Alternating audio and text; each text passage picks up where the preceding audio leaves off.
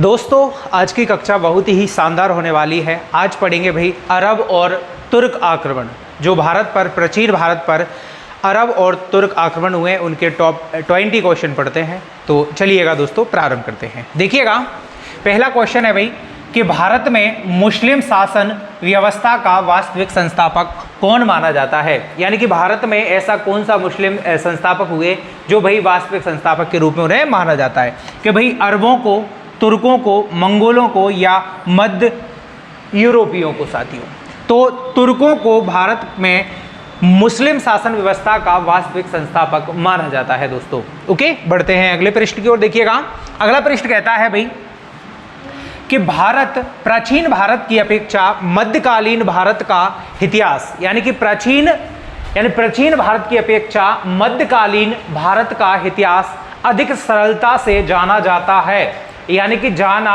जा सकता है। इसका मुख्य कारण क्या है कि साथियों इतिहासकारों की बहुतायत है, या भाई साहित्यिक स्रोतों की उपलब्धता है, या मृद भंडों की बहुतायत, या इनमें से कोई नहीं।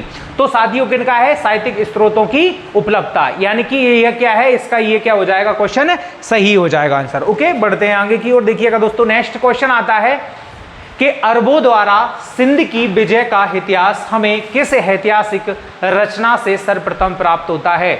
यानी कि जो अरब थे भाई, उन्होंने जो सिंध प्रांत पर आक्रमण किया था, तो उस आक्रमण का उल्लेख किस ऐतिहासिक रचना में मिलता है।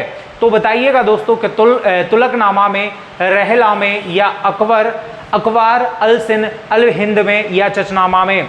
तो साथियों अरबों द्वारा सिंध की विजय का इतिहास हमें मिलता है साथियों चचनामा में। कौन सी रचना में मिलता है दोस्तों? चचनामा में मिलता है। ओके, बढ़ते हैं आगे की ओर। देखिएगा नेक्स्ट साथियों, तबकात ए नासरी, यानी कि तबकात ए नासरी, जिसमें मोहम्मद गौरी की भारत विजय और दिल्ली सल्तनत का 1260 तक का इतिहास मिलता है। यानी कि उस रचना का कौन लेखक है साथियों? के मिनाज उस सिराज है, या अल वरूनी है, वाक्यपति है, या जियाउद्दीन वर्णी है। तो साथियों यानी कि तबकात ए नासरी, जिसमें मोहम्मद गौरी और भारत विजय दिल्ली सल्तनत 1260 तक का उल्लेख मिलता है, उसके लेखक है साथियों आपका मिनाज उस सिराज। कौन है दोस्तों? मिनाज उस सिराज। बढ़ते हैं अगले क्वेश्चन की ओर। देखिएगा अगला क्वेश्चन कहता है कि हुमायूं नामा किसकी रचना है। कौन सी रचना दोस्तों? हुमायूं नामा किसकी रचना है? कि भाई गुलबदन बेगम की, या शेख जीतुद्दीन की, या मिर्जा हैदर दुकलात की, या साथियों निजामुद्दीन अहमद की। तो साथियों हुमायूं नामा है गुलबदन बेगम की। किसकी रचना है साथियों? गुलबदन बेगम की रचना है। ओके, बढ़ते हैं अगले प्रश्न की ओर। देखिएगा पादशाहनामा में किस मुगल सम्राट के राजनीतिक तथा सामाजिक जीवन का वर्णन किया गया है। यानी कि एक रचना का नाम है पादशाह, उसमें भाई कौन सा मुगल बादशाह है जिसके बारे में भाई सामाजिक और राजनीतिक वर्णन मिलता है दोस्तों? कि भाई जहांगीर है, अकबर है, या शाहजहां है, या हुमायूं। तो दोस्तों पादशाह में मुगल सम्राट यानी कि शाहजहां के बारे में उल्लेख मिलता है दोस्तों। किसके बारे में मिलता है भाई? शाहजहां के बारे में उल्लेख मिलता है। देखिएगा अगला प्रश्न कहता है कि अकबरनामा, रचना का नाम क्या है दोस्तों? अकबरनामा। अकबरनामा की रचना किसने की थी? यानी कि रचना का नाम है दोस्तों अकबरनामा। तो भाई ये किसने लिखी थी? कि इब्न बतूता ने, अल वरूनी ने, या शेख जैतुद्दीन ने, या अबुल फजल ने। तो अकबरनामा के जो रचनाकार है साथियों वह है अबुल फजल। कौन है भाई? अबुल फजल उसके रचनाकार है। अगला देखिएगा नेक्स्ट, अरबों द्वारा भारत विजय का कारण क्या था। यानी कि अरबों ने जो भारत पर विजय पाई उसका कारण क्या था? कि देश में किसी सर्वोच्च शक्ति का अभाव, ये कारण था, या सिंध शासक दाहिर की दूरदर्शिता, या भाई मुसलमान नेतृत्व का कुशल होना। ये सारे के सारे अरबों द्वारा भारत पर विजय के क्या रहे साथियों? कारण रहे। यानी कि उपर्युक्त सभी कारण रहे साथियों। ओके, बढ़ते हैं अगले प्रश्न की ओर। अगला प्रश्न कहता है भाई कि अरब आक्रमणकारी, कौन सा कारी भाई? अरब आक्रमणकारी मोहम्मद बिन कासिम के समय सिंध का राजा कौन था। यानी कि जब अरब आक्रमणकारी मोहम्मद बिन कासिम ने, यानी कि 712 में जब भारत पर, यानी कि देवलपोर्ट पर जब उसने आक्रमण किया, उस समय यानी कि कहाँ का भाई? सिंध का राजा कौन था? कि भाई यशोवर्मन, चांच, या दाहिर, या अर्जुन। तो साथियों कौन था? दाहिर। कौन था दोस्तों? दाहिर। बढ़िएगा अगले प्रश्न की ओर। किसके नेतृत्व में अरबों ने सिंध पर पहला सफल आक्रमण किया था? तो भाई जो अरब आक्रमणकारी था, अच्छा सफल आक्रमण से पहले दो असफल आक्रमण रहे भाई, एक वुदैल और उबैदुल्लाह के नेतृत्व में 711 ई में। ओके, अब अब्दुल्ला बिन उमर था कि अल मुहल्लम था या अल हरीस था या मोहम्मद बिन कासिम था? तो सफल आक्रमण हुआ था मोहम्मद बिन कासिम के नेतृत्व में साथियों। ओके, ये हुआ था दोस्तों 712 ई में। ठीक है, कौन सी सन में भाई? 712 ई में हुआ था, सिंध प्रांत पर। ओके, वहां का राजा दाहिर था। अगला लिखिएगा नेक्स्ट। मोहम्मद बिन कासिम ने, कौन ने भाई? मोहम्मद बिन कासिम ने, अगला आता है मोहम्मद बिन कासिम ने सर्वप्रथम सिंध के किस क्षेत्र को जीता था? यानी कि जो 712 में मोहम्मद बिन कासिम ने आक्रमण किया था तब, यानी कि जो सिंध का किस क्षेत्र को जीता था? कि भाई देवल को या सहवन को या आरोर को या रावर को? तो सबसे पहले दोस्तों उसने आक्रमण किया था देवल पोर्ट पर, देवल बंदरगाह। कौन किसको जीता था? देवल बंदरगाह। ओके, अगला देखिएगा नेक्स्ट। किस अभियान के दौरान उस क्षेत्र को जीतकर मोहम्मद बिन कासिम ने राजा दाहिर की दूसरी विधवा पत्नी लाड़ देवी और दाहिर की दो पुत्रियां, यानी कि दो पुत्रियों सूर्या देवी और परिमल देवी को बंदी बनाकर दमिश्क के खलीफा के पास भेजा, जो अंत में उसकी मृत्यु का क्या बना भाई? कारण बना। यानी कि मोहम्मद बिन कासिम का क्या बना? मृत्यु का कारण बना। कि भाई किसको? कि आहुर को, ब्राह्मणावाद को या रावर को या देवल को? तो भाई ब्राह्मणावाद।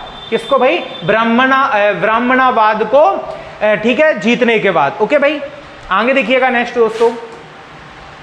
सिंध, यानी कि सिंध की विजय के प्रभाव के संबंध में किसने कहा कि सिंध को अरबों ने विजित तो किया, किंतु यह विजय ऐतिहासिक और इस्लाम धर्म की घटना मात्र ही रही?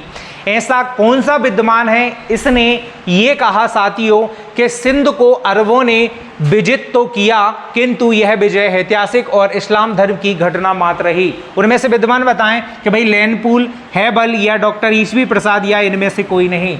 तो ये विद्वान थे साथियों लैंडपूल। क्या नाम था? लैंडपूल था। ओके, बढ़ते हैं अगले प्रश्न की ओर। देखिएगा, अरबों ने सिंध में किन दो प्रचलन प्रारंभ किए थे? यानी कि अरबों ने सिंध क्षेत्र में किन दो का प्रचलन प्रारंभ किया था दोस्तों?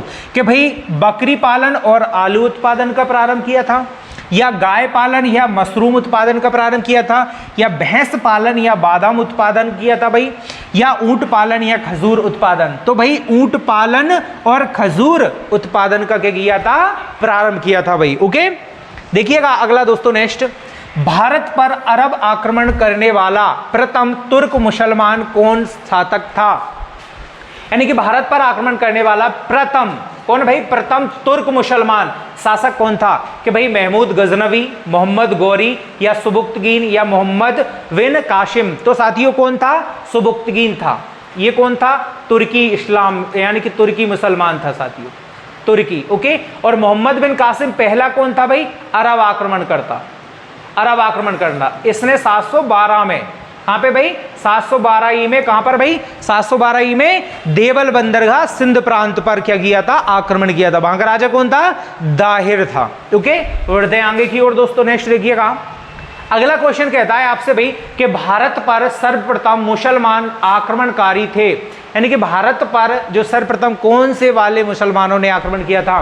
कि भाई गजनियों ने, गौर ने, अरबों के, या भाई उपरोक्त में से कोई नहीं? तो अरब आक्रमण सबसे पहले भारत पर हुए थे साथियों 712 ई में। ओके, सफल आक्रमण मोहम्मद बिन कासिम के नेतृत्व में। ओके, अगला देखिएगा नेक्स्ट क्वेश्चन क्या कहता है। भारत पर पहला मुस्लिम आक्रमण किस वर्ष हुआ था? यानी कि भारत पर पहला मुसलमान आक्रमण कब हुआ था साथियों? कि भाई 647 में, 1013 में या 711 में से, या इनमें से कोई नहीं? देखो भाई, पहला यानी कि पहले मुसलमान आक्रमण 711 में हुए थे भाई, और दो हुए थे भाई, एक था बुंदेल और एक था कौन? उबैदुल्ला भाई। ये तो असफल हो गए थे, लेकिन इसके बाद 712 में एक सफल आक्रमण होता है जो भाई मोहम्मद बिन कासिम करता है। तो पहला आक्रमण कब हुआ था? अरबों का 711 में, मुसलमान शासक। अगला देखिएगा नेक्स्ट दोस्तों, मोहम्मद बिन कासिम के द्वारा सिंध विजय कब हुई थी? यानी मोहम्मद बिन कासिम ने पहली बार सिंध पर आक्रमण किया, ओके, और वो कौन सी सन थी साथियों? कि 713, 716, 712 या 719? तो क्या थी साथियों? 712। ओके, मैंने बताया कि सिंध प्रांत के कौन से क्षेत्र पर दोस्तों? देवल पोर्ट पर, देवल बंदरगाह पर। अगला देखिएगा नेक्स्ट, भारत में सर्वप्रथम किस मुसलमान आक्रमणकारी ने जजिया कर वसूला था? यानी कि ऐसा कौन सा मुसलमानकारी था जो भारत पर जजिया कर लगाया? ठीक है भाई, कि बाबर हुआ, कि मोहम्मद बिन कासिम, या मोहम्मद गौरी, या महमूद गजनबी? तो साथियों मोहम्मद बिन कासिम हुआ, जिसने कौन सा कर लगाया था दोस्तों? जजिया कर लगाया था। ओके, बढ़ते हैं अगले प्रश्न की, और आज की कक्षा का अंतिम प्रश्न दोस्तों, राजतरंगिणी नामक रचना के रचनाकार कौन है? कि भाई अलवरूनी, कलहण, अबुल फजल या चंद्रवरदाई? तो साथियों राजतरंगिणी के रचनाकार है कलहण। कौन है दोस्तों? कलहण। राजतरंगिणी में क्या उल्लेख मिलता है? ये पहली ऐतिहासिक पुस्तक है जिसमें कश्मीर के इतिहास का वर्णन मिलता है दोस्तों। ओके, चंद्रवरदाई को आप जानते ही होंगे दोस्तों, इसने कौन सी रचना की है? पृथ्वीराज रासो। ओके, ये टॉप क्वेश्चन थे अरब और तुर्क आक्रमण के। ओके, मिलते हैं अगली वीडियो में। जय हिंद।